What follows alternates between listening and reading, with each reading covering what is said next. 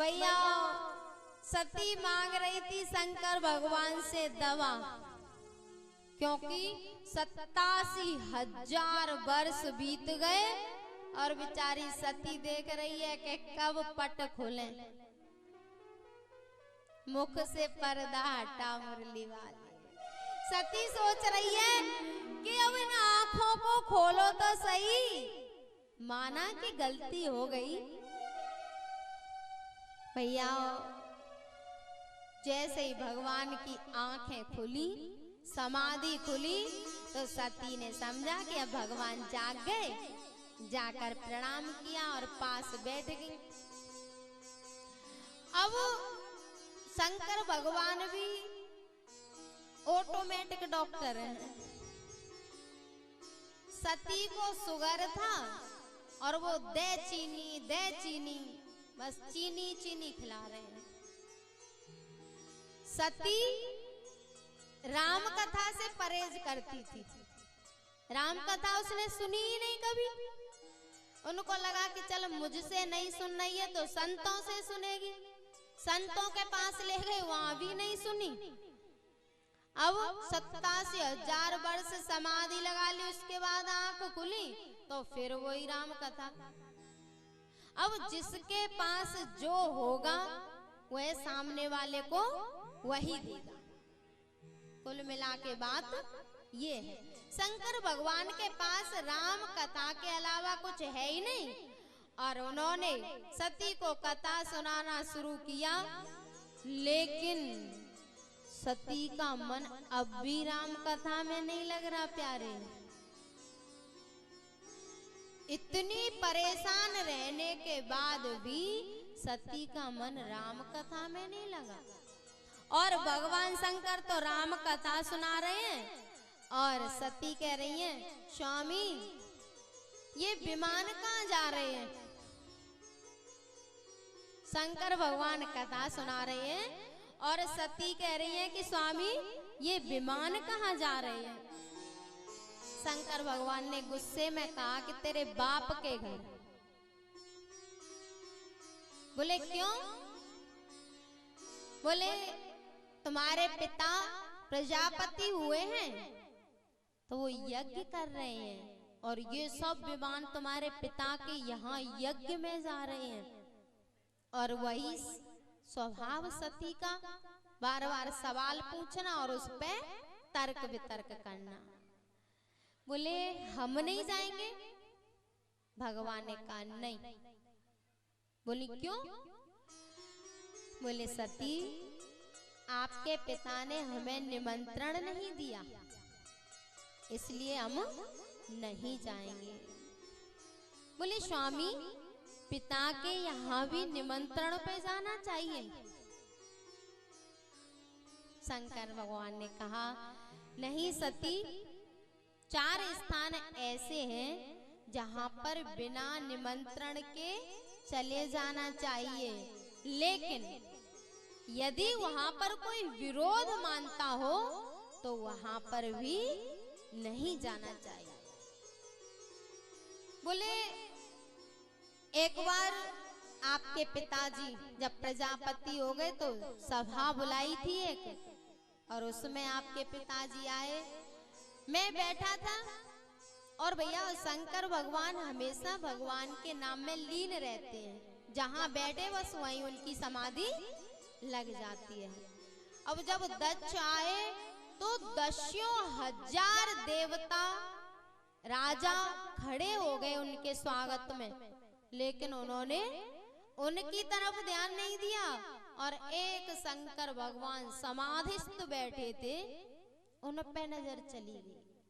कहने का मतलब है कि जो नकारात्मक होता है वो 10,000 सकारात्मकता उसके सामने खड़ी है। 10,000 राजा स्वागत के लिए खड़े हैं, सम्मान के लिए खड़े हैं।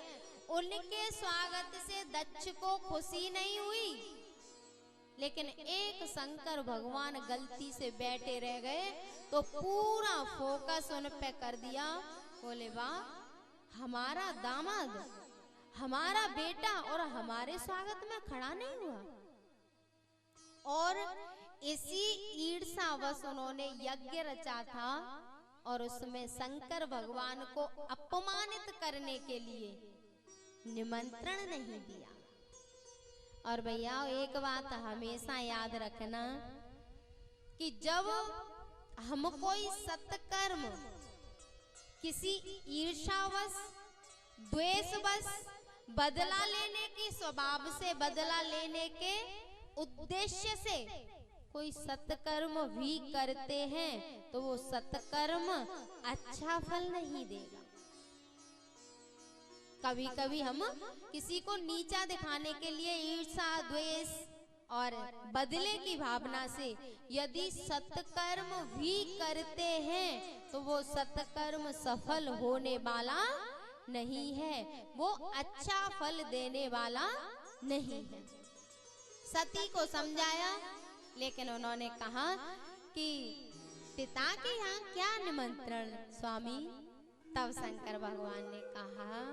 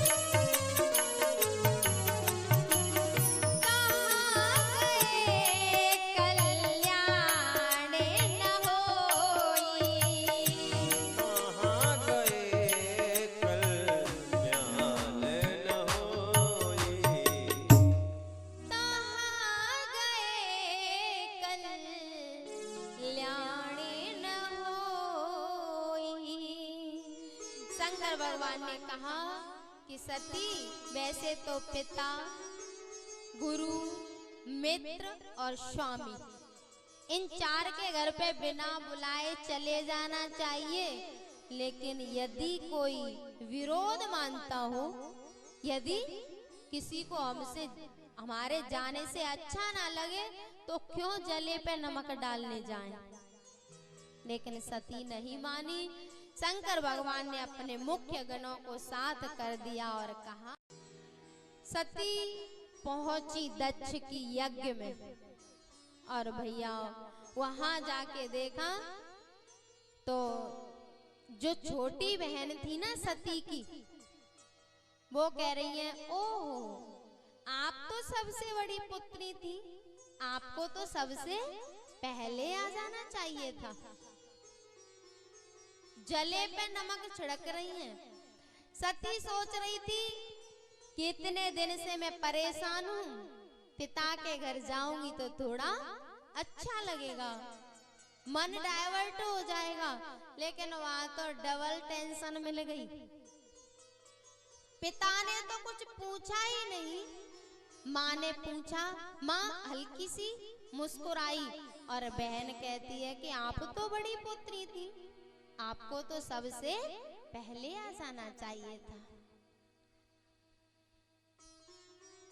भैया जख्म तो अपने देते हैं, जख्म कौन देता है?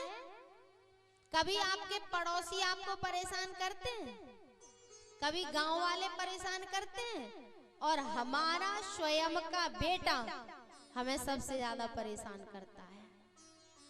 जो हमारे अपने होते हैं उन्हीं को हमसे परेशानी होती है, दूसरों को तो कोई मतलब ही नहीं है। जख्म तो अपने देते हैं, गैर तो दवा देते हैं। जख्म तो अपने देते हैं, गैर तो दवा देते हैं, और आग अपने लगाते हैं। आग अपने लगाते हैं, गैर तो हवा देते हैं। किसी दूसरे को कोई मतलब नहीं है हमसे। एक बार एक शिकारी हिरन के पीछे जा रहा था, बहुत पीछा किया हिरन का। हिरन को पता चल गया कि ये मुझे छोड़ेगा नहीं, मार डालेगा। तो हिरन ने भी अपनी पूरी ताकत लगा दी भागने में, और शिकारी का जैसे ही मौका लगा उसने एक बाण उसमें मार दिया।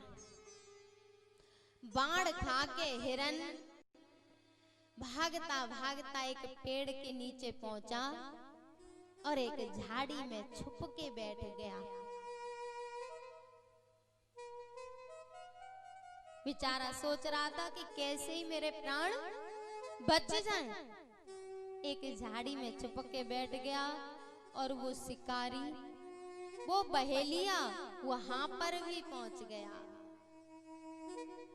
जैसे ही हिरन के पास पहुंचा तो उसने कहा, भैया तुझे मेरा पता किसने बता दिया?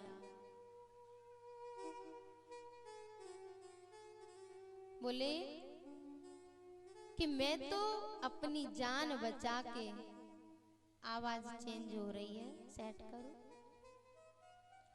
बोले मैं तो अपनी जान बचा के इस झाड़ी में छुप के बैठा था और तू यहाँ पर भी आ गया, तुझे मेरा पता किसने बता दिया? उस बहेलिये ने कहा कि मुझे तेरा पता किसी गैर ने नहीं, मुझे तेरा पता किसी और ने नहीं, स्वयं तेरे खून ने बताया है। हिरण में बाण लगा तो उस बाण से हिरण के शरीर से खून टपकता गया और वो बहेलिया उस खून के निशानों को देख देख के उसके पास पहुंच गया। तो भैया जख्म तो अपने देते हैं, जो हमारे खून से संबंधित होते हैं, जो हमारे खून के होते हैं, वो ही सबसे ज्यादा खून पीते हैं। सबसे ज्यादा खून वही पिएंगे जो हमारे खून से संबंधित होंगे, जो हमारे खून से पैदा हुए होंगे, वही सबसे ज्यादा खून पीते हैं। दूसरा कोई हमारा खून नहीं पीता। जैसे ही सती पहुंची तो जो उसके खून से संबंधित थी उसकी बहन, वो ही ताने देने लग गई। उनको पता था कि पिता ने इनको निमंत्रण नहीं दिया है, बिना बुलाए आ गई हैं, इसलिए कमेंट कस रही हैं, व्यंग कस रही हैं। सती को बहुत बुरा लगा, यज्ञशाला में गई और वहां जाके देखा कि शंकर भगवान का यज्ञ में कोई भाग नहीं था। इतना कष्ट तो सती को जब शंकर भगवान ने उसको त्याग दिया था तब नहीं हुआ, जितना अपने पिता के यज्ञ में, अपने पिता के यज्ञ में और अपने स्वामी का कोई भाग नहीं मिला तो सती को बहुत कष्ट हुआ। उसने सोचा कि मेरे इस पिता ने मेरे इस शरीर को पैदा किया है, ये शरीर मेरे पिता के दिए हुए संस्कार, स्वभाव और आचरण से बना हुआ है और अपने पिता के स्वभाव के कारण ही मैं मेरे स्वामी ने अपने दिल से निकाल दी। मुझे इतना कष्ट सहना पड़ा और मैं यह शरीर ही त्याग दूंगी। अब मुझे इस शरीर को नहीं रखना। और भगवान से प्रार्थना की कि हे प्रभु, यदि मुझे अगला जन्म मिले तो मैं शंकर भगवान की दासी बनूं। सती मरता हरि सनवरु मांगा, सती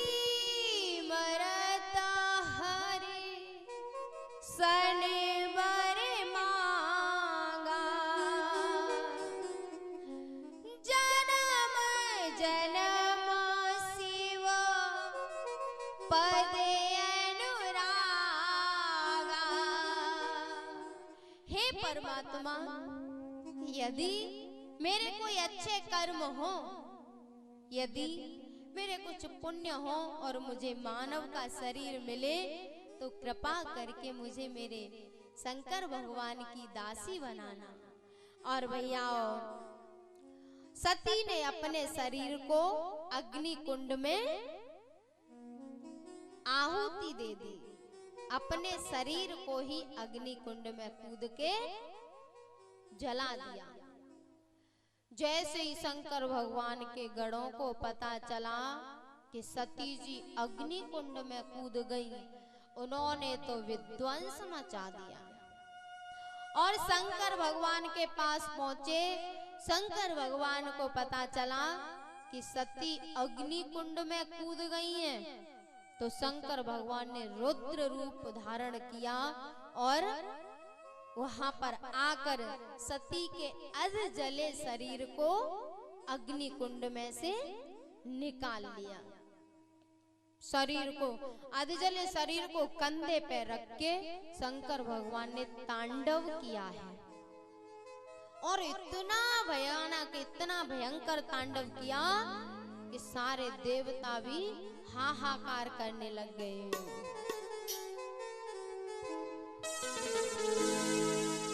भोले बाबा गए वहाँ उठाए लई जगदम्बे, भोले बाबा गए वहाँ उठाए लई जगदम्बे, जगदम्बे माँ अम्बे, जगदम्बे माँ अम्बे। भोले बाबा गए वहाँ उठाए लई जगदम्बे, भोले बाबा गए वहाँ उठाए लई जगदम्बे।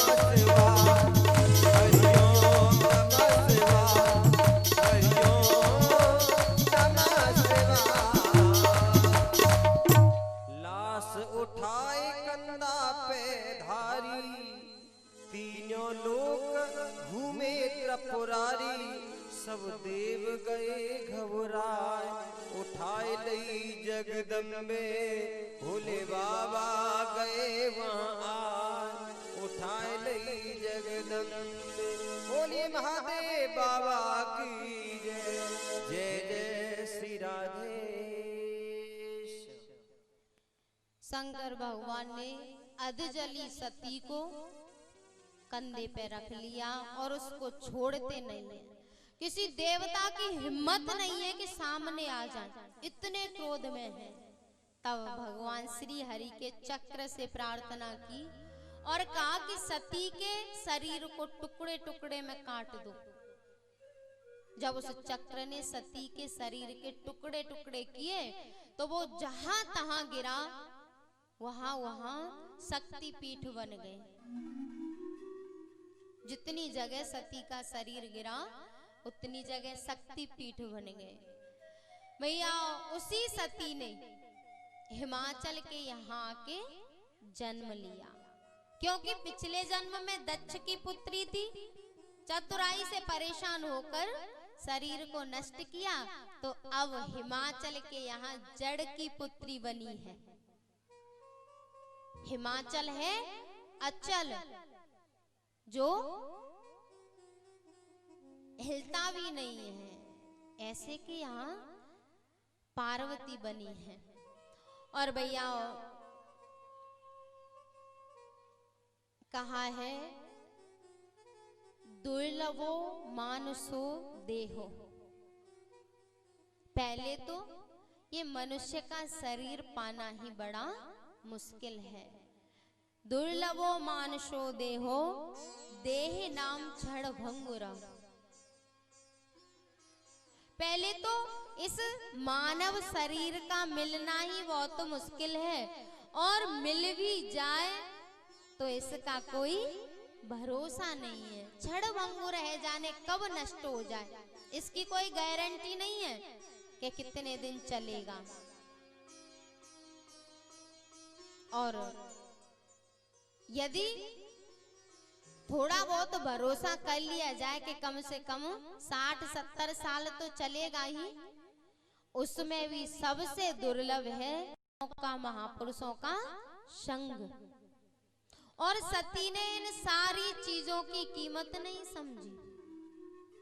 सती सदगुरु के पास रह के भी संशय से ग्रसित हो गई, और संशयात्मा विनश्यति, संशयालु व्यक्ति का विनाश हो जाता है। जो जरा जरा सी बात पर संशय करते रहते हैं उनका पतन हो जाता है। संशयात्मा विनश्यति। सती के संशय को स्वयं शंकर भगवान नष्ट नहीं कर पाए तो उसको स्वयं को नष्ट होना पड़ा। और जब हिमाचल के यहाँ पहुंच गई, भैया संतान में माँ बाप के संस्कार आते हैं। हिमाचल के यहाँ पहुंची तो थोड़ी सी बड़ी हुई। नारद बाबा आए एक दिन, तो दक्ष ने कहा, उनने हिमाचल ने कहा, बोले बाबा मेरी कन्या का हाथ देखो कि इसके हाथ में कैसी रेखा है, इसका भाग्य कैसा है। नारद बाबा ने हाथ देखा तो बोले वैसे तो सब कुछ सही है, लेकिन इसका जो पति होगा, बोले पति कैसा होगा? बोले ऐसा होगा जिसका कोई घरवार नहीं होगा, अमंगल वेशधारी होगा। जोगी जटिल अकाम मन नगन अमंगल वेश। जोगी होगा, अकामी होगा, नंगा होगा, अमंगल वेशधारी होगा। अब पार्वती की मैया सोच रही हैं कि ये कैसा पति होगा इसका, जिसके ना घरबार होगा, ना कोई कामना होगी, ना यहाँ तक कि वस्त्र भी नहीं पहनता होगा। उन्होंने कहा हिमाचल से कि स्वामी, यदि हमारी कन्या के योग्य वर मिला तो हम इसका विवाह करेंगे, नहीं तो हम इसका विवाह नहीं करेंगे। नारद जी ने जाते जाते एक मूल मंत्र दे दिया। बोले ये सारे गुण धर्म शंकर भगवान के अंदर है, और यदि शंकर भगवान इसके पति बनते हैं तो इससे ज्यादा सौभाग्य की कोई बात नहीं है, क्योंकि उनके यहाँ तो अवगुण भी गुण बन जाते हैं। ये सब शंकर भगवान के लक्षण हैं। तब उन्होंने कहा, जो तप करहि कुमारी तुम्हारी,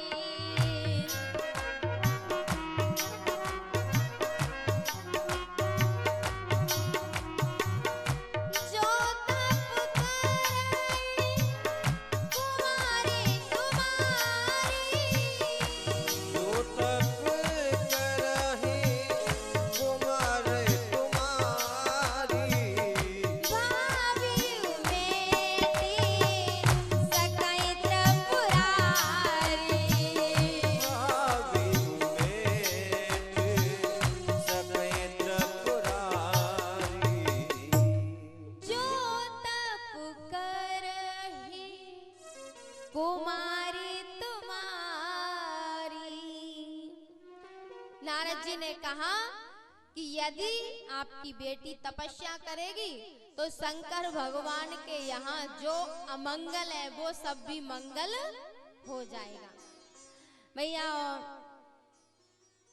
पार्वती जी तपस्या करने गई और बहुत तपस्या की, उन्होंने बहुत कठिन तपस्या की।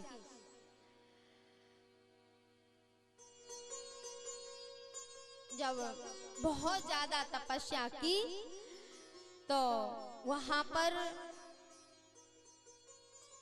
शंकर भगवान के पास पहुंचे सप्तऋषि, बताया तो शंकर भगवान ने कहा कि ठीक है देखेंगे। सब देवता पहुंचे तो उन्होंने कह दिया कि अभी देखेंगे। भैया फिर उनके इष्ट देव पहुंचे हैं उनके पास, भगवान राम, और जाके कहा कि हम आपसे कुछ मांगने आए हैं। शंकर भगवान बोले कि आदेश करो, आपका आदेश श्रोधार्य होगा। उन्होंने कहा कि मेरे आदेश को यदि सिर पर धारण किया तो आपके सिर पर तो गंगा बहती है और मेरा आदेश बह जाएगा। बोले तो बोले मेरे आदेश को हृदय में धारण करो। शंकर भगवान ने कहा कि आप तो आदेश करिए, मैं हृदय में ही धारण करूंगा। उन्होंने कहा, जाय ब्याहौ शैल जय, यह मोय मांगे देव। पार्वती ने कठिन तपस्या की है, आप उसके साथ जाके विवाह करो, मैं यही मांगने आया हूँ। शंकर भगवान ने कहा ठीक है। और भैया भगवान राम ने अपने जीवन में 3 लोगों से मांगा है। उन्होंने 3 लोगों से मांगा है। एक तो शंकर भगवान से, एक केवट से और एक सवरी मैया से। शंकर भगवान के सिर पर गंगा की धारा बहती है। गंगा है भक्ति, गंगा है भक्ति। शंकर भगवान के सिर पर गंगा की धारा बहती है और केवट की नाव गंगा में बहती है। और सबरी के अंदर तो 9 की 9 भक्तियों की धारा बहती है। जिनकी नाव गंगा में बहती है, अर्थात जिन्होंने अपनी नाव में गंगा को स्थापित कर लिया है, भक्ति रूपी गंगा में उनसे भगवान मांगते हैं। शंकर भगवान से तो कहा है कि जाए ब्याह शैलजय ये मोय मांगे देव, और केवट से कहा है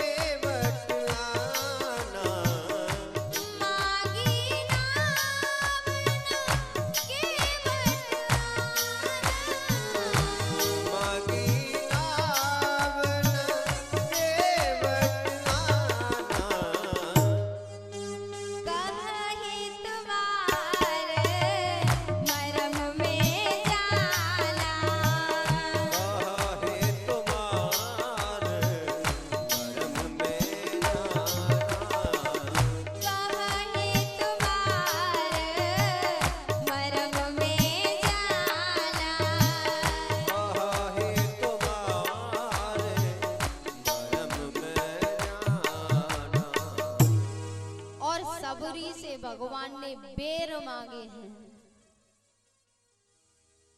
कहीं क्षुधा कहीं पिपासा प्रभु मांग मांग खाएं। बार बार कहते हैं मैया और बेर है क्या, मैया और बेर है क्या। हम लोग 56 भोग लगा लगा के परेशान हैं, लेकिन 56 में से एक भी भोग भगवान स्वीकार नहीं करता। और सबरी से झूठे बेरों को बार बार कहते हैं मैया और है क्या। भैया या तो हम अपनी नाव को भक्ति की धारा में छोड़ दें, इस शरीर रूपी नाव को इस भक्ति की गंगा की धारा में छोड़ दें। यदि ये नहीं हो पाए तो इस अपनी नाव में, अपनी शरीर रूपी नाव में भक्ति की धारा को, गंगा की धारा को स्थापित कर लें, तो परमात्मा हमारे घाट पर जरूर आएगा, एक न एक दिन जरूर आएगा। और भैया ना तो हम भक्ति की धारा में अपनी नाव को छोड़ें और ना ही अपनी नाव में भक्ति की धारा छोड़ें, तो परमात्मा की कोई गरज नहीं पड़ी कि वो हमारे घाट पर आएगा। शंकर भगवान ने कह दिया कि ठीक है, आपने जो कहा है मैं वैसा ही करूंगा, क्योंकि माता पिता गुरु प्रभु की वाणी, गुरु प्रभु की वाणी, माता पिता प्रभु गुरु की वाणी, माता पिता गुरु प्रभु की वाणी, बिना ही विचारे करे शोभ जानी। नहीं विचारे करिए तो जानी। ये बात स्वयं शंकर भगवान ने कही है। सेवक शिष्य, सेवक शिष्य और पत्नी और बेटा, ये चार लोग एक कैटेगरी में आते हैं, एक जैसे होते हैं। पत्नी, शिष्य, सेवक और बेटा, और इन चारों को ही माता पिता गुरु और अपने स्वामी और पिता, यदि ये चारों कोई आदेश देते हैं तो बिना तर्क वितर्क के, बिना सोचे समझे उसको करना चाहिए, क्योंकि ये हमसे ज्यादा विवेकशील है, हमसे ज्यादा इन्होंने जीवन जिया है, हमसे ज्यादा एक्सपीरियंस इनके पास है। यदि कोई बात कहते हैं तो शायद हमारे भले के लिए ही कह रहे होंगे। स्वयं शंकर भगवान ने कही है ये बात। उन्होंने कहा कि ठीक है, अब मैं आपकी बात मानूंगा। इधर शंकर भगवान के विवाह की तैयारी होने लगी। भैया, जब हम लोगों के यहाँ विवाह होता है तो बहुत तैयारी करनी पड़ती है, लेकिन शंकर भगवान को तो कोई तैयारी करनी ही नहीं।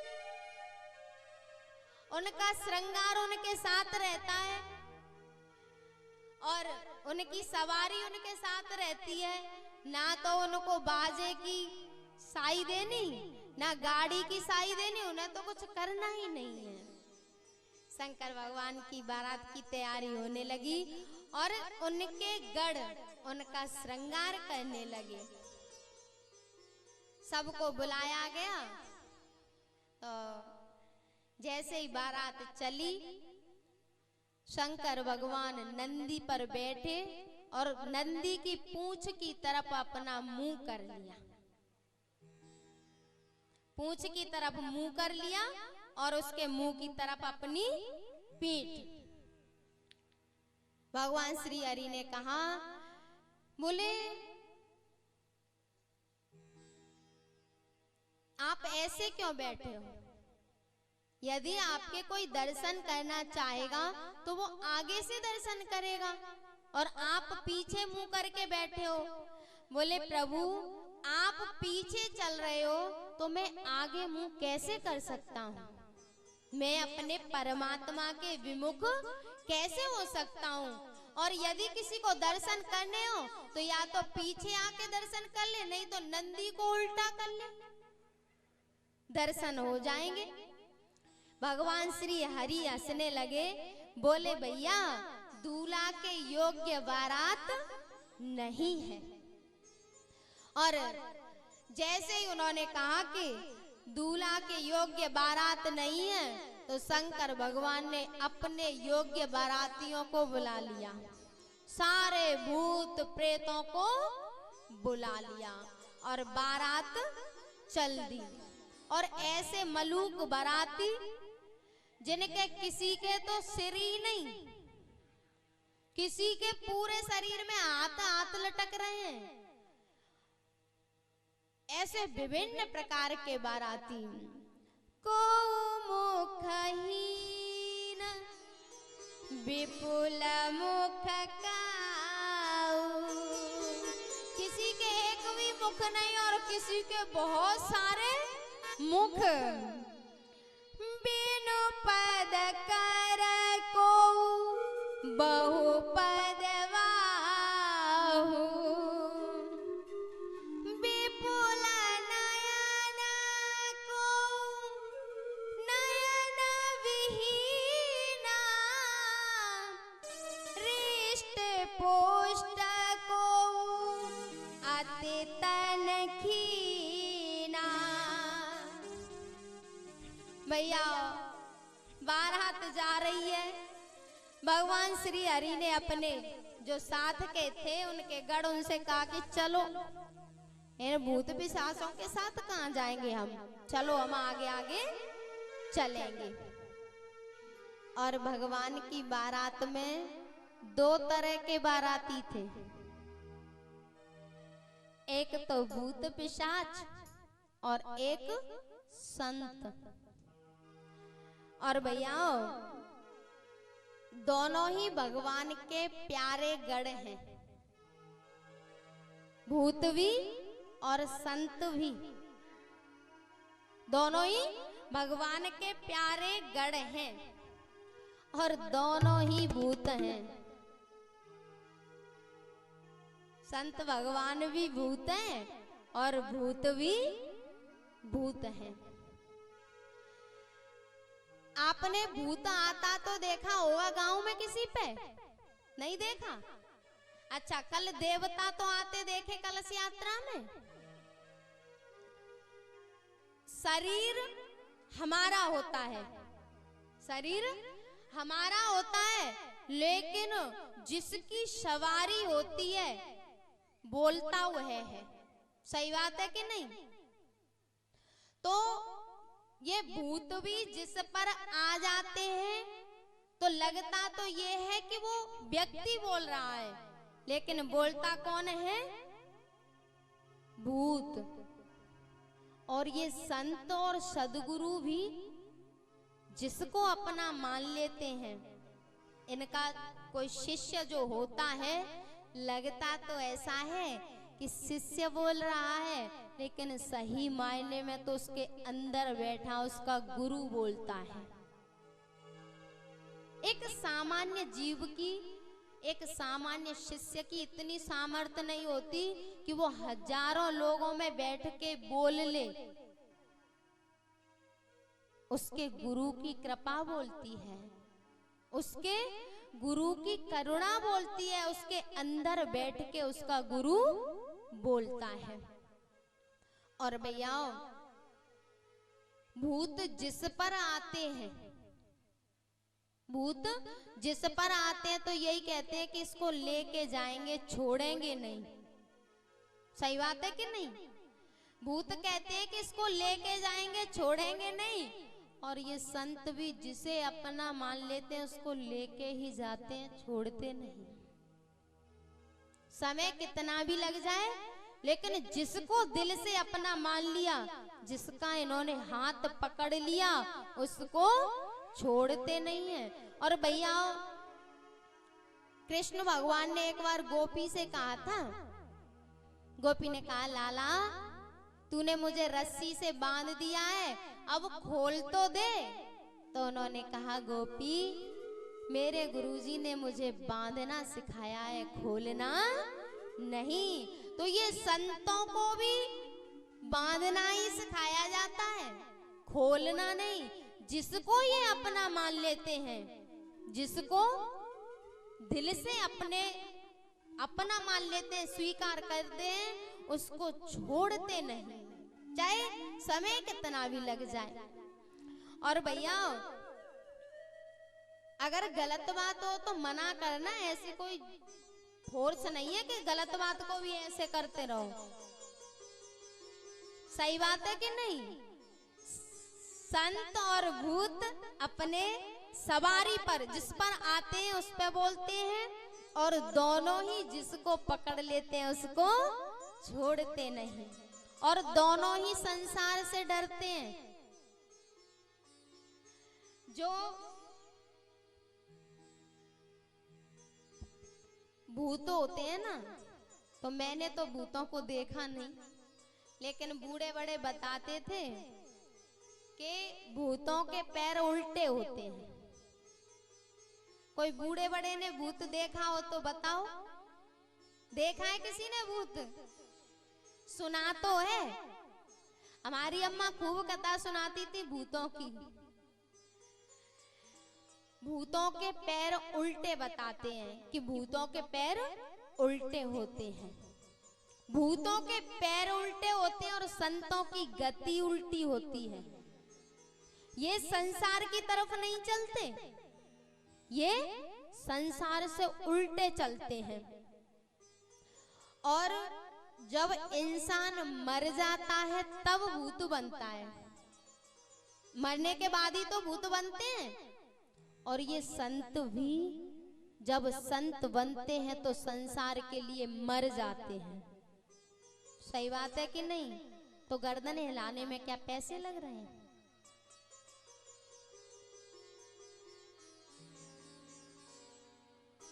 इंसान मरने के बाद भूत बनता है, और संत भी संसार के लिए मर जाते हैं तब संत बनते हैं।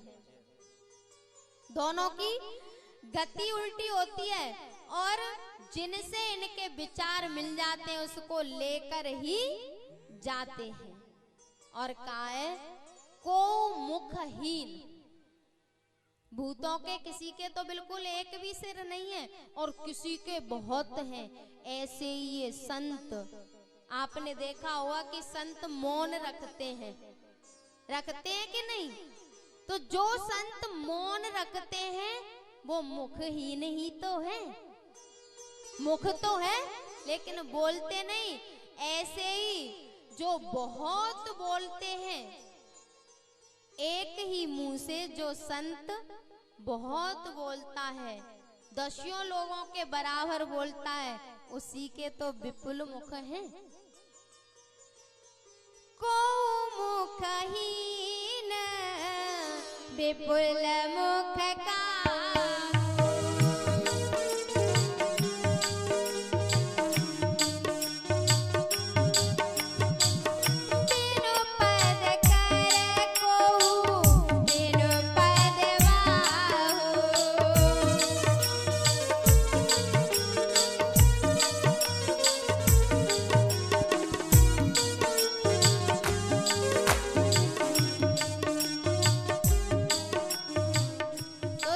भगवान की बारात में दोनों प्रकार के भूत गए और दोनों ही शंकर भगवान को मानते हैं।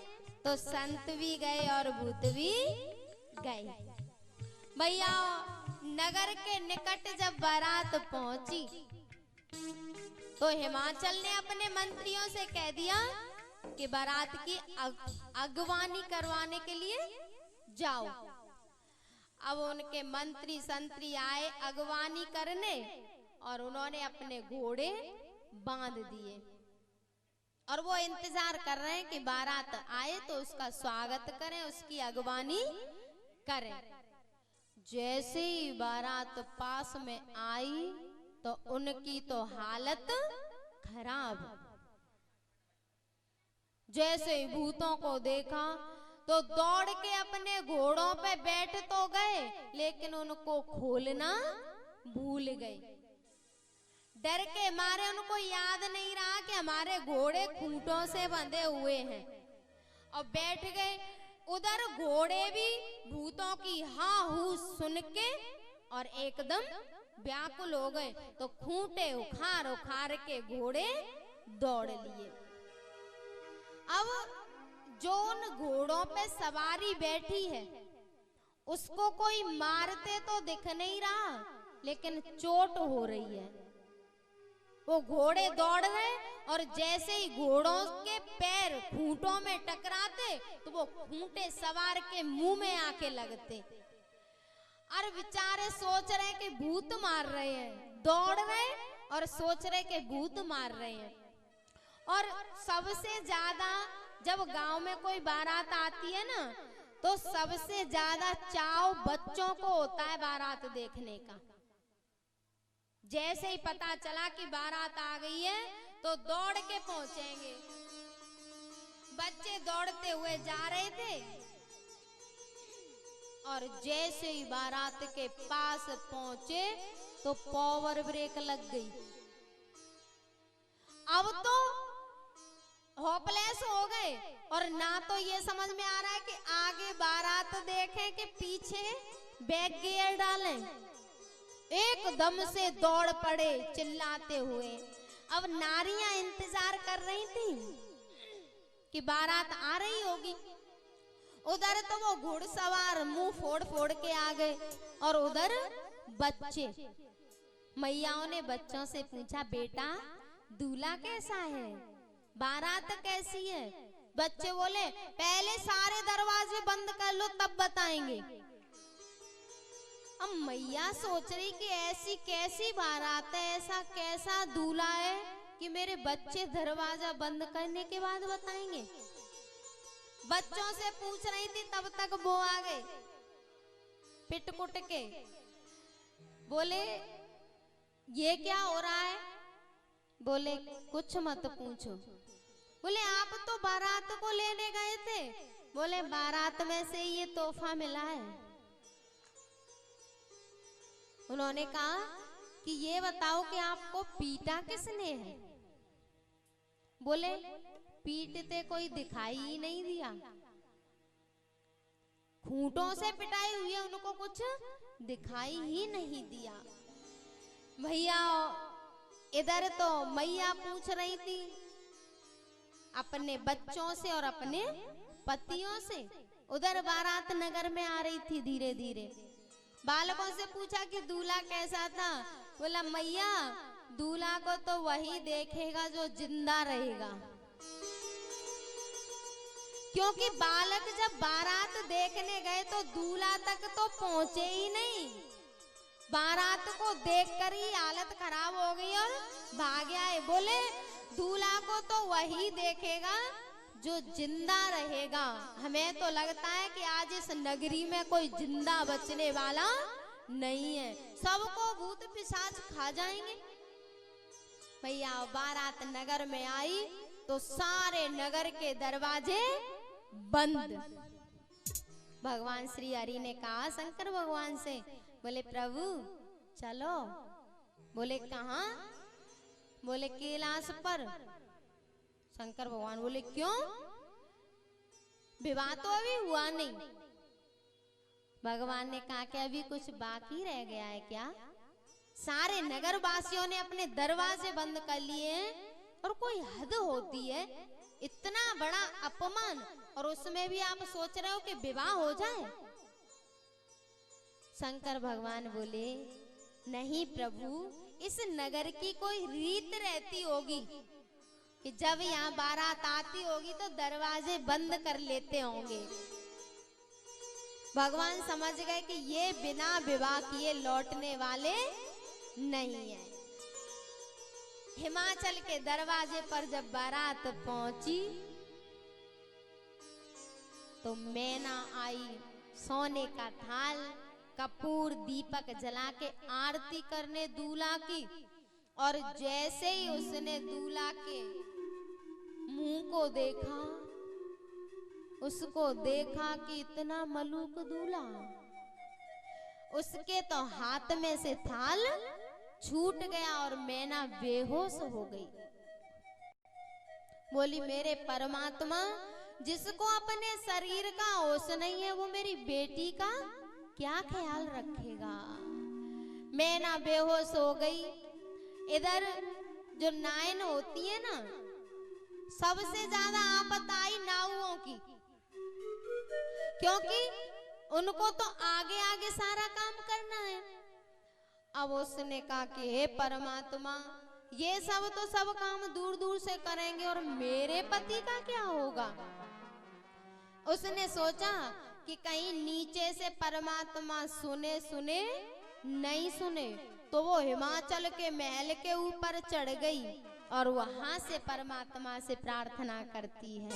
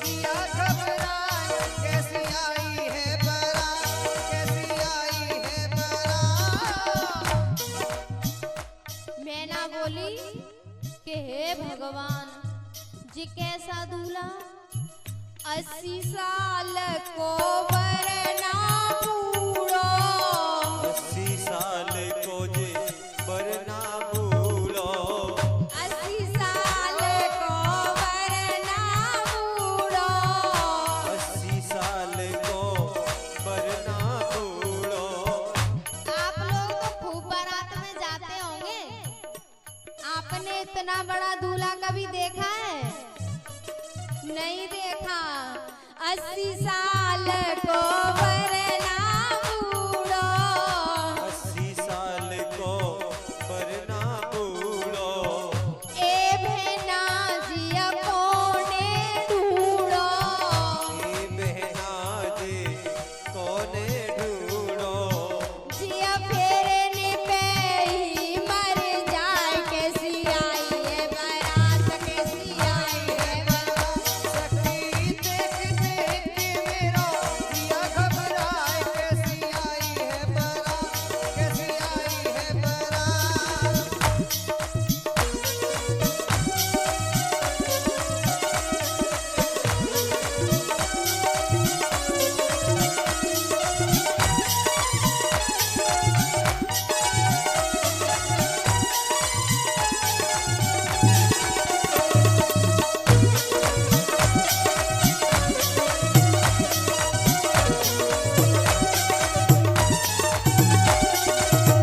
छरजे हो सौड़े नाइन के जे होश उड़े नाहिन की। छरजे हो सौड़े नाइन के जे होश उड़े नाहिन के। कूदत लखे 5 पाइन के कूदत लखे 5 पाहिन के। हे ईश्वर मेरो लौआ बच जाए कैसी आई है बारात कैसी आई है बारात।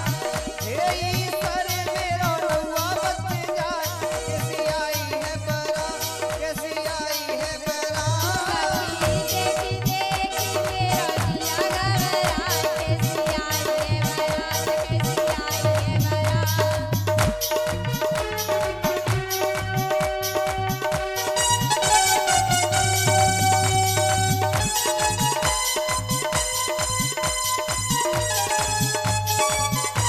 बारात।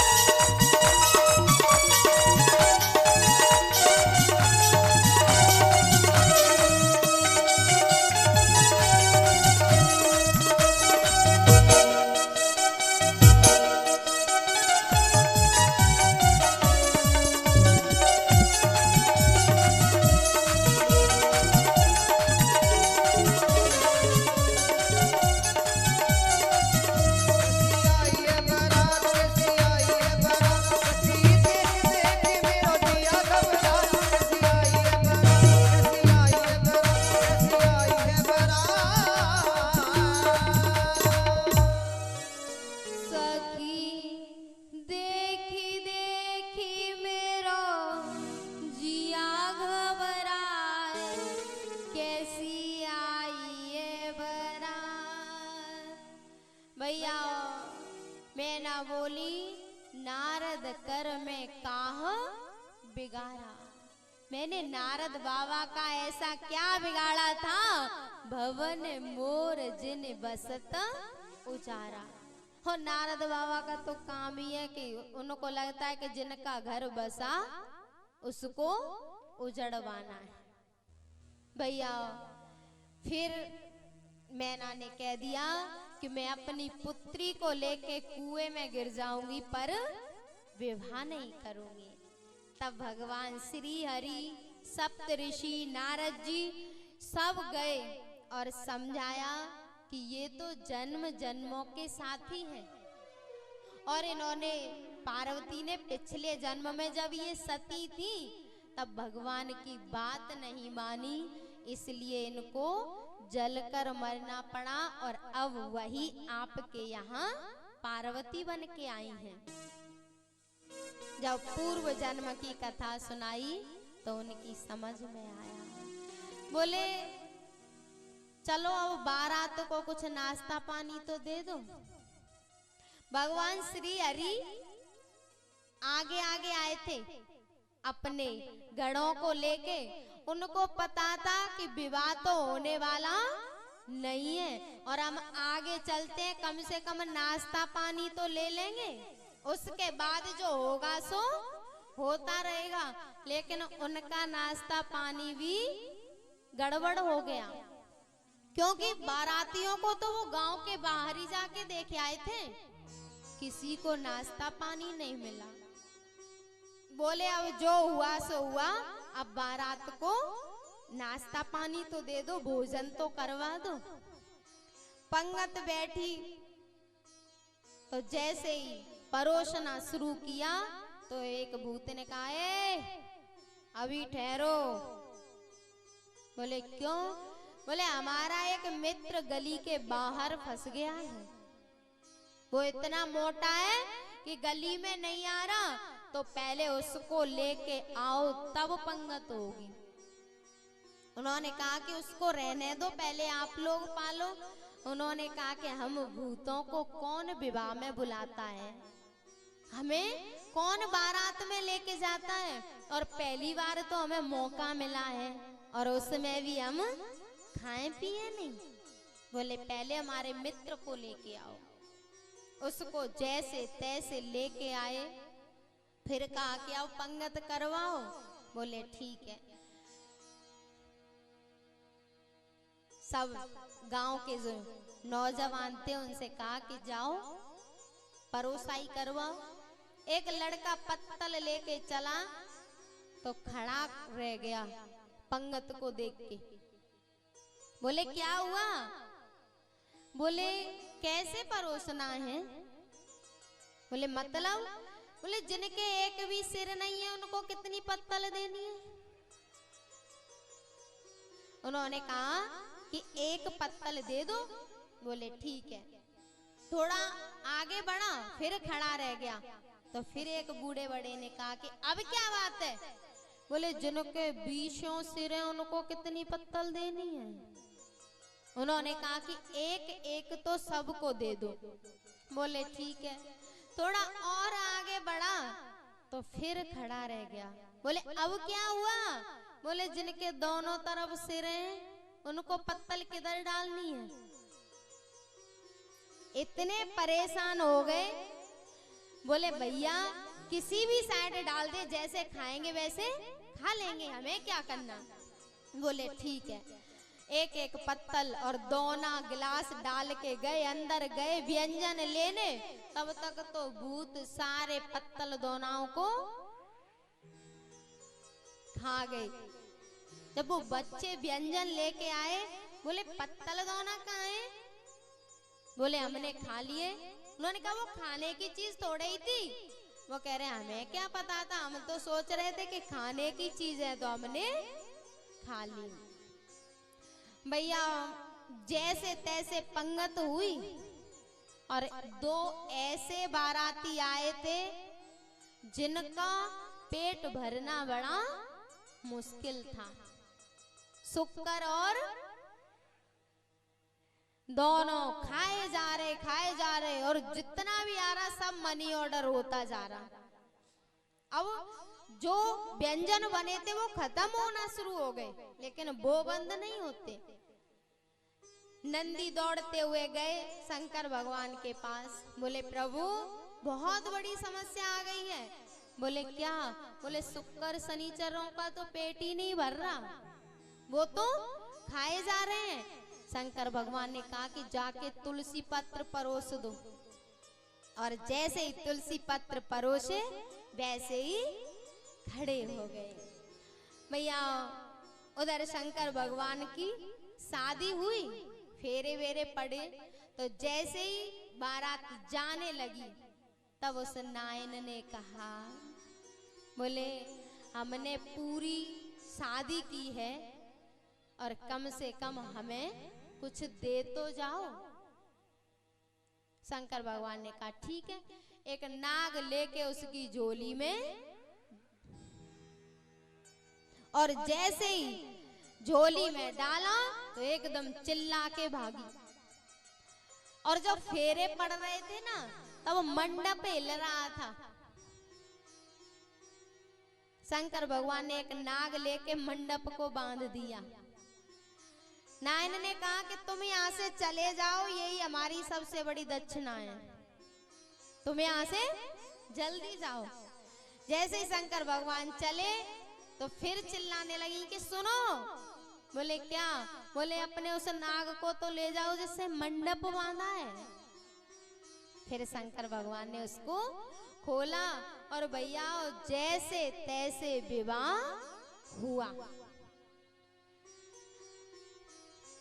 पार्वती का विवाह हो गया और पार्वती बिल्कुल डरती नहीं है शंकर भगवान से। उनको तो बहुत खुशी हो रही थी, लेकिन मैना डरती है। ये मैना है बुद्धि। पिछले जन्म में तो सती अपनी बुद्धि से परेशान थी, अपनी बुद्धि से शंकर भगवान के समर्पित नहीं हो पाई, शंकर भगवान की नहीं हो पाई पिछले जन्म में। और इस जन्म में उसकी मैया उसको शंकर भगवान की नहीं होने दे रही है। बोली इसके काल लटके हैं पूरे शरीर पे, बिच्छू कांतर सर्फ। तो पार्वती ने कहा माँ, जिसके काल लटके हैं उससे तुझे क्या भय है? बोली तुझे खा जाएंगे। मुझे इस बात का दुख है कि ये काल तुझे खा जाएंगे।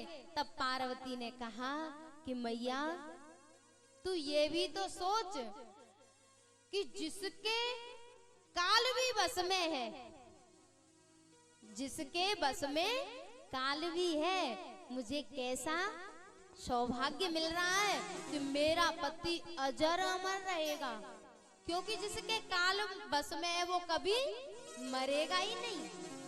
तो तू इस बात को क्यों सोच रही है? मन मेरा मंदिर,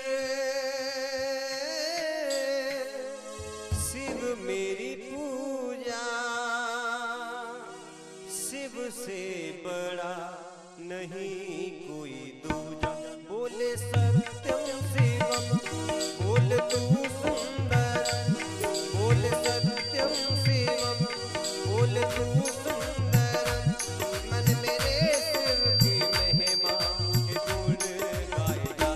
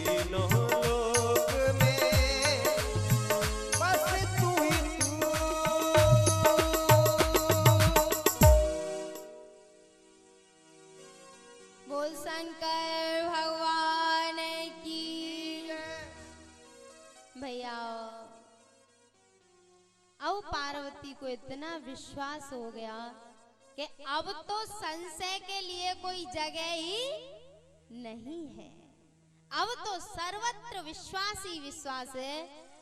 और भैया कैलाश पर्वत पर शंकर भगवान पार्वती को लेके पहुंचे तो वो देख रही हैं कि कहीं और भी जाना होगा, वो सोच रही हैं कि कहीं महल बना होगा। उन्होंने कहा चलो। बोले कहाँ? बोले अपना घर कहाँ है? उन्होंने कहा अपना तो ये बट के नीचे ही घर है, लेकिन अब कोई शिकायत नहीं, अब कोई संशय नहीं, अब तो बस विश्वास है, जहां ले चलोगे वहीं मैं चलूंगा, जहां तुम रखोगे नाथ वहीं मैं रहूंगा। अब तो बस समर्पण ही समर्पण है।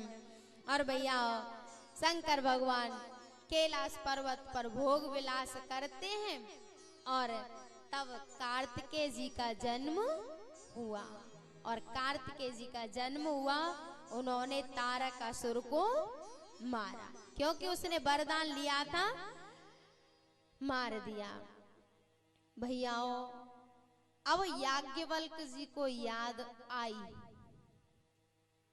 कि भरद्वाज जी ने तो राम कथा सुनी थी और मैं शिव कथा सुना रहा हूं। उन्होंने कहा प्रथमाई में कही शिव चरित, बूझा मर्म तुम्हार।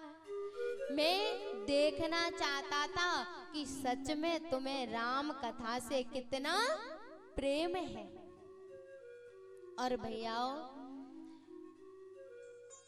सबसे बड़ी बात तो ये है कि इच्छित फल बिनु शिव अव राधे, मिलय न कोटि यज्ञ जप साधे।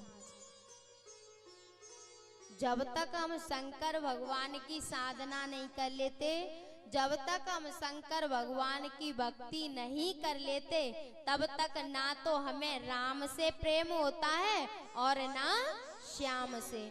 मैया बस आरती होने वाली है, 2 मिनट बैठ जाओ, थोड़ी देर बैठ जाओ, बस आरती होने वाली है ना। भैया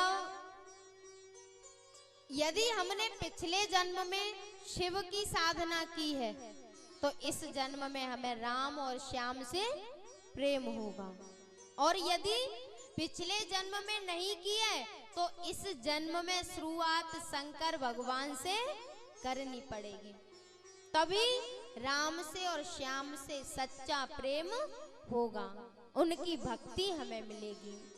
तो याज्ञवल्क्य जी ने भी, भरद्वाज जी तो पूछ रहे हैं राम के बारे में, राम कथा के बारे में, और वो बता रहे हैं शिव चरित्र, शिव कथा।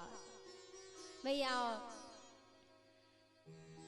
एक दिन शंकर भगवान बैठे थे कैलाश पर्वत पर और पार्वती ने देखा कि प्रभु बैठे हैं। वो उनके पास गई और जाकर प्रार्थना की, निवेदन किया। बोले प्रभु आपसे एक प्रार्थना करूं? बोले हाँ। तब बोली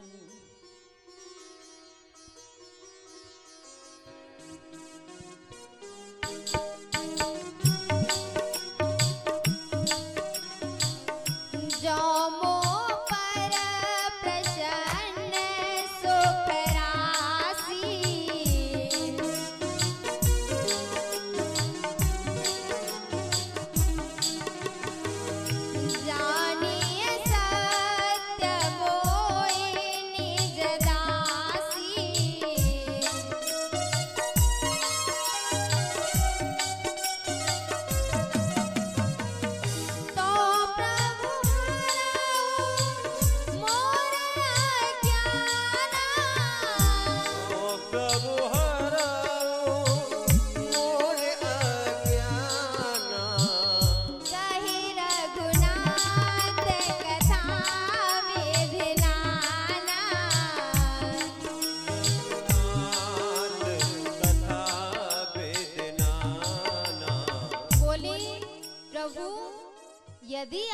मुझसे प्रसन्न हैं और आपने सच में ही मुझे अपनी दासी मान लिया है, तो मेरे अज्ञान का हरण करो, मेरे अज्ञान का नाश करो। बोली जो याज्ञवल्क्य जी ने भरद्वाज जी से कहा था, ऐसे ही संशय कीने भवानी। भैया कथा जुड़ती हुई चलेगी पीछे से, आप ये मत कहना कि ये बात तो कल कह दी आज क्यों कह रही हो, ठीक है? मतलब कहां से किस चीज का प्राकट्य हुआ है, क्यों कथा निकली है, वो चीज जो याज्ञवल्क्य जी ने इतनी कथा सुनाई भरद्वाज जी को, उसका उद्देश्य था कि आपकी तरह ही एक बार पार्वती ने संशय किया था, वो बात अब यहाँ आ रही है। क्योंकि सती का तो पिछले जन्म का क्रम बताया कि क्यों उसको पार्वती बनना पड़ा और कैसे उसको संशय हुआ। तो यहाँ पर अब पार्वती पूछ रही हैं, जैसे भरद्वाज जी ने याज्ञवल्क्य जी से पूछा, उसी प्रकार अब पार्वती पूछ रही हैं। राम सुअवधन पति सुत सोई,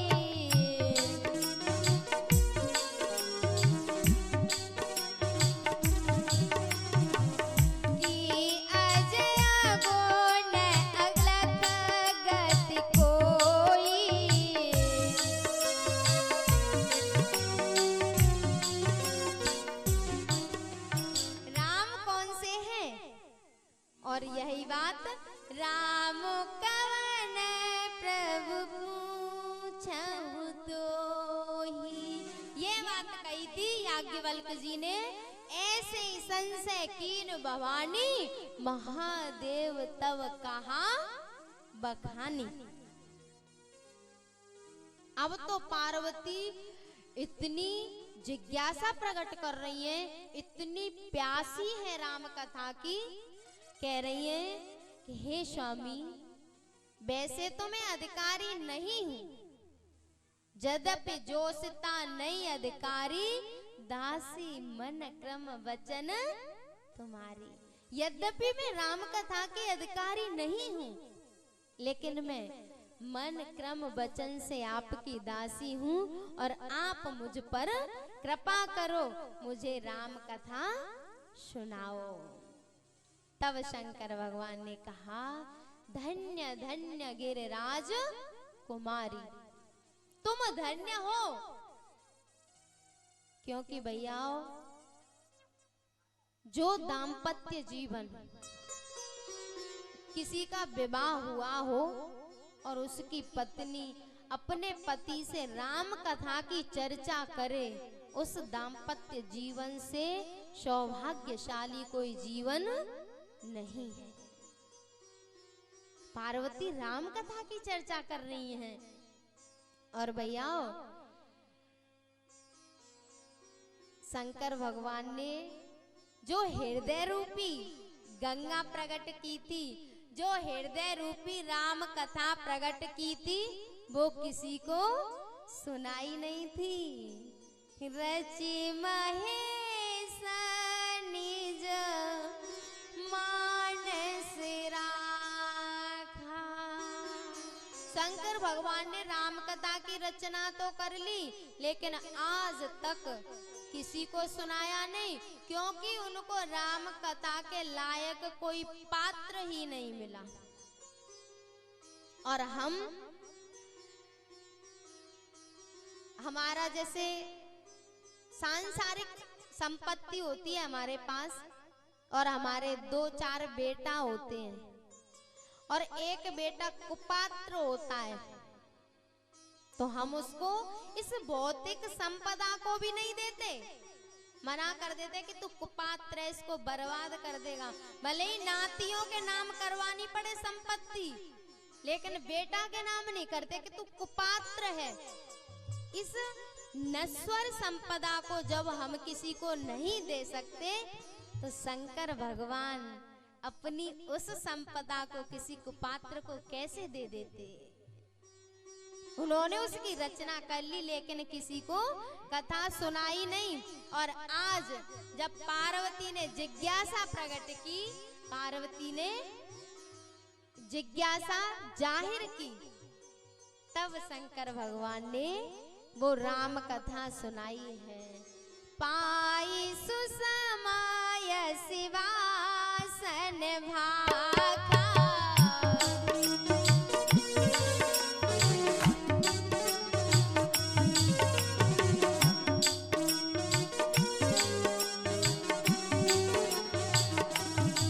बोले पार्वती, जिन्होंने राम कथा नहीं सुनी,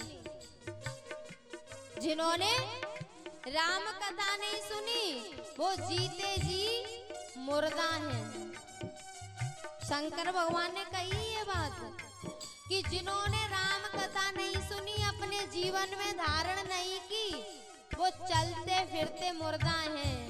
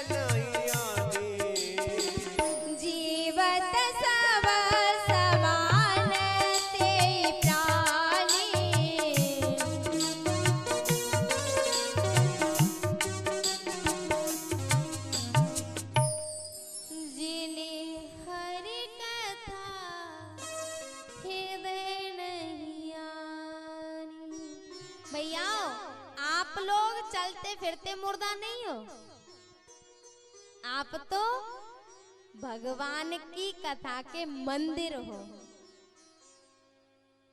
आप तो भगवान की कथा की गंगा के अंदर बैठे हो और उस राम कथा की गंगा को अपने हृदय में धारण कर रहे हो, हृदय में जगह दे रहे हो।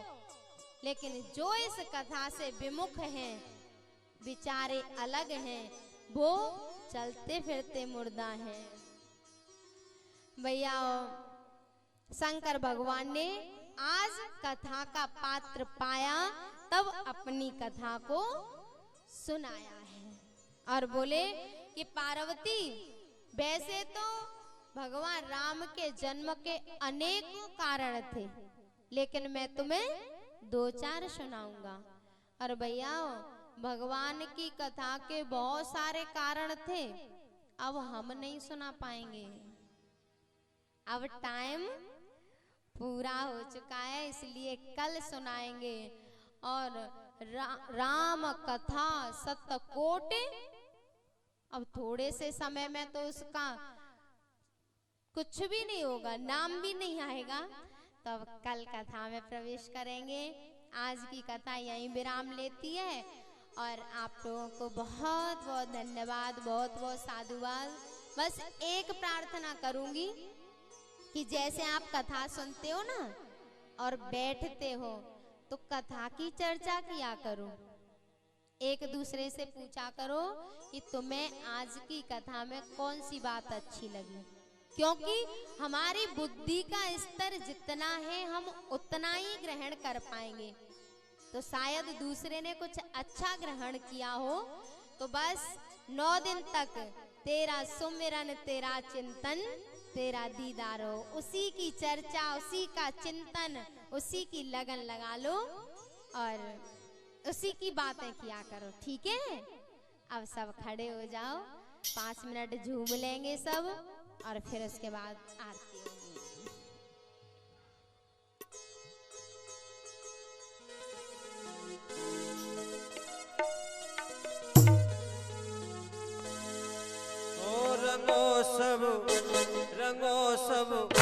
रंगो सब राम सिया के रंग में, रंगो सब राम सिया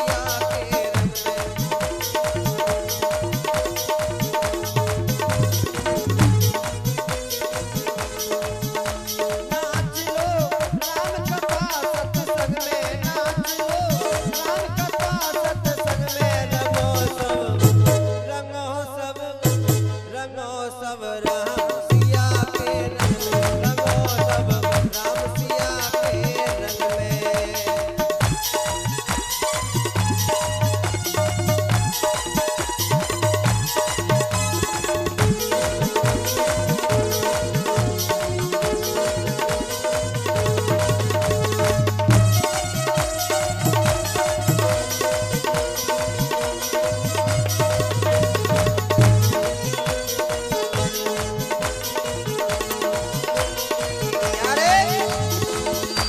में मत कोई घूमो, राम कथा में सब ही डूबो।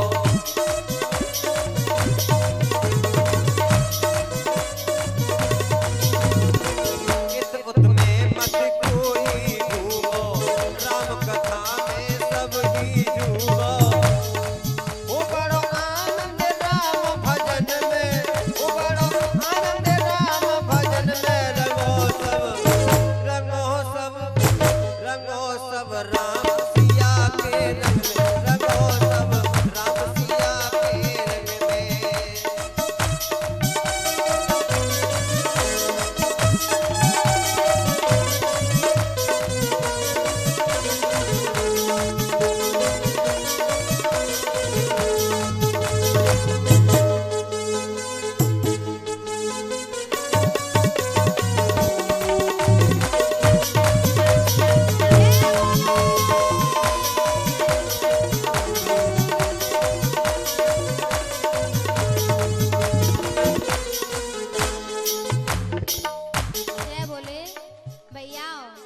चीटिंग मत करो।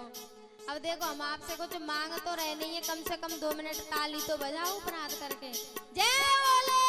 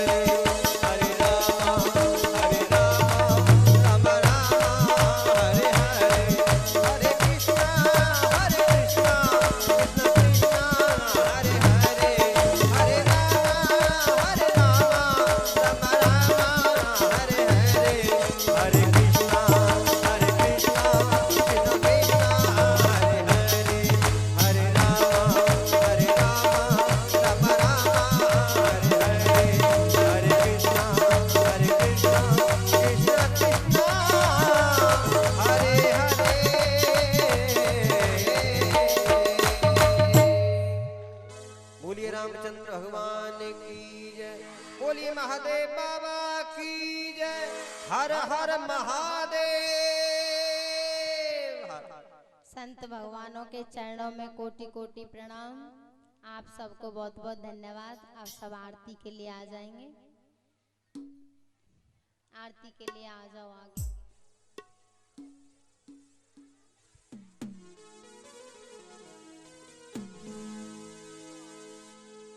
आरती श्री रामायण जी की, आरती श्री रामायण जी की।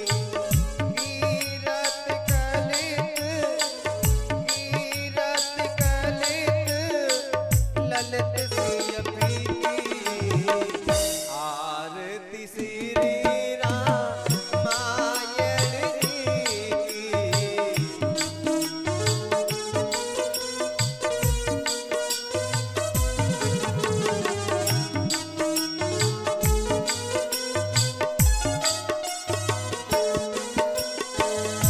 गावत ब्रह्मा दिक मुनि नारद, वाल्मीकि विज्ञान विशारद।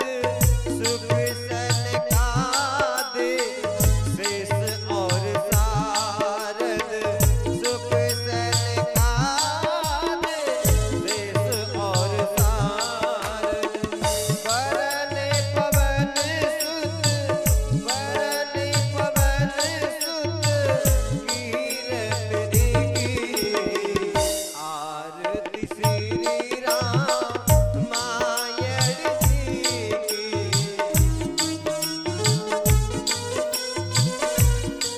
हे प्यारे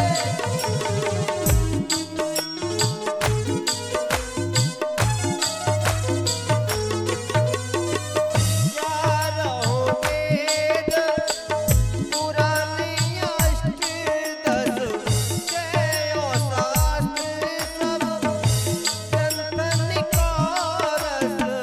मुनि जन धन संतन को सर्वस, मुनि जन धन संतन को सर्वस। सारे अंश सारे अंश मत सलोही की। आरती श्री रामायण जी की।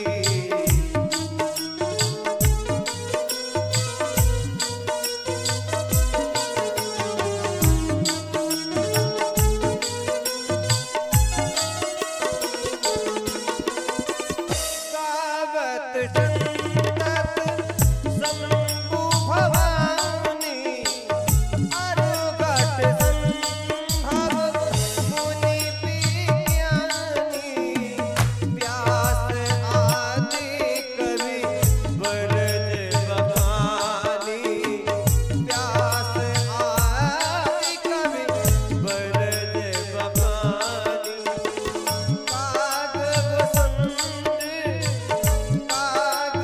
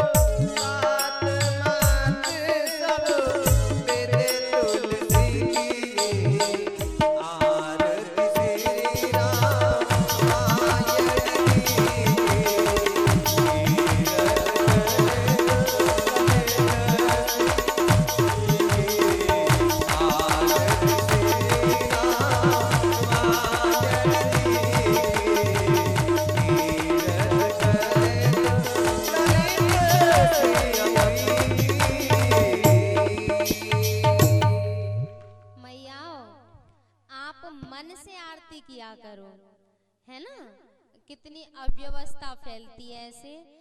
इधर मैं देखती हूँ आरती की थाल हाथ में नहीं है, लेकिन ऐसे झूमते रहते हैं। वैसे मन से आरती होती है ना, परेशान मत हुआ करो और पीछे आरती की थाली मत दिया करो। बहुत परेशान रहते हैं ये लोग। ये तो शांति से कर रहे हैं, पर ये बहुत परेशान है। मुझे डर लग रहा था कि कहीं थाली उल्टी ना हो जाए। तो मन से किया करो, है ना, अव्यवस्था नहीं।